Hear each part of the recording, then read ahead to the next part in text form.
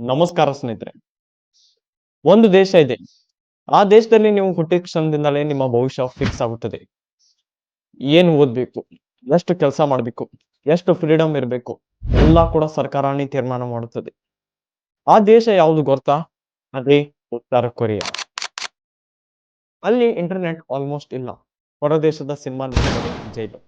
ನಿಮ್ಮ ಮೊಬೈಲ್ ಕೂಡ government control ಅಲ್ಲೇ ಇರುತ್ತದೆ. ಟಿವಿಯಲ್ಲಿ ಕೂಡ ಒಂದೇ ಸುದ್ದಿ, ಸರ್ಕಾರ ಹೇಳೋದು ಮಾತ್ರನೇ.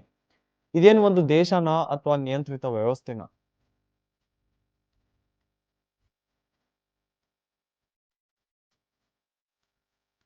ಉತ್ತರ ಕೊರಿಯಾದಲ್ಲಿ ಕಿಂಗ್ ಜಾಂಗ್ ಉನ್ ಮಾತ್ರನೇ ನಾಯಕನಲ್ಲ, ಅವನು ಒಬ್ಬ ಸಿಸ್ಟಮ್ ಆಗಿದ್ದಾನೆ. ಅಲ್ಲಿ ಸಾಂಗ್ ಉನ್ ಸಿಸ್ಟಮ್ ಎನ್ನುವ ವ್ಯವಸ್ಥೆ ಇದೆ. ಇಲ್ಲಿ ನಿಮ್ಮ ಫ್ಯಾಮಿಲಿ ಬ್ಯಾಕ್ಗ್ರೌಂಡ್ ನ ಕೂಡ ಚೆಕ್ ಮಾಡ್ತಾರೆ. ಅದರ ಮೇಲೆನೆ ನಿಮ್ಮ ವರ್ಗ ಕೂಡ ತೀರ್ಮಾನ ಮಾಡ್ತಾರೆ. ನೀವು ಅಕಸ್ಮಾತ್ ಲಾಯಲ್ ಫ್ಯಾಮಿಲಿ ಆಗಿದ್ರೆ, ಸರ್ಕಾರಕ್ಕೆ ಲಾಯಲ್ ಆಗಿದ್ರೆ ನಿಮ್ಮ ಜೀವನ ಉತ್ತಮವಾಗಿರ್ತದೆ.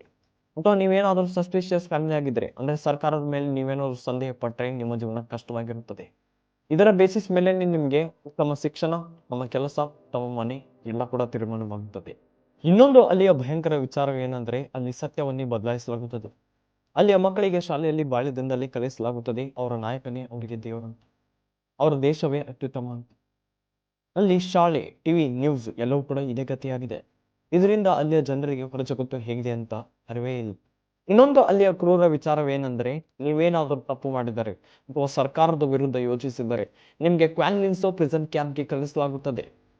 ಅಲ್ಲಿ ನಿಮಗೆ ಹಸಿವು, ಕಠಿಣ ಕೆಲಸ, ಮಾನವನ ಹಕ್ಕು ಇಲ್ಲ.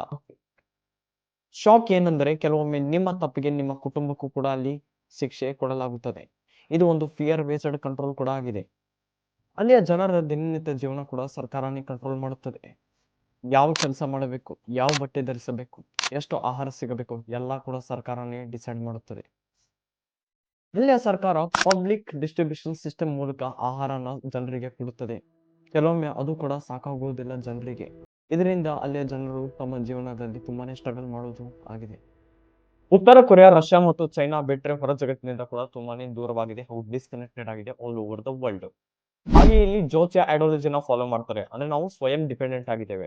ನಮ್ಮ ರಿಸೋರ್ಸಸ್ ಮೇಲೆ ನಾವು ಅಷ್ಟೇ ಡಿಪೆಂಡೆಂಟ್ ಆಗಿದ್ದೇವೆ, ಬೇರೆ ಕಂಟ್ರೀಸ್ ಮೇಲೆ ನಾವು ಡಿಪೆಂಡೆಂಟ್ ಇಲ್ಲ ಅಂತ ಕೂಡ ಅಲ್ಲಿಯ ಸರ್ಕಾರ ಕೂಡ ಹೇಳುತ್ತೆ.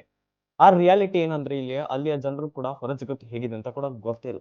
ಈ ತರ ಇಲ್ಲಿ ಜನರು ಕೂಡ ಹಿಂದುಳಿದ್ದಾರೆ, ಡಿಸ್ಕನೆಕ್ಟೆಡ್ ಕೂಡ ಇದೆ ಈ ಕಂಟ್ರಿ.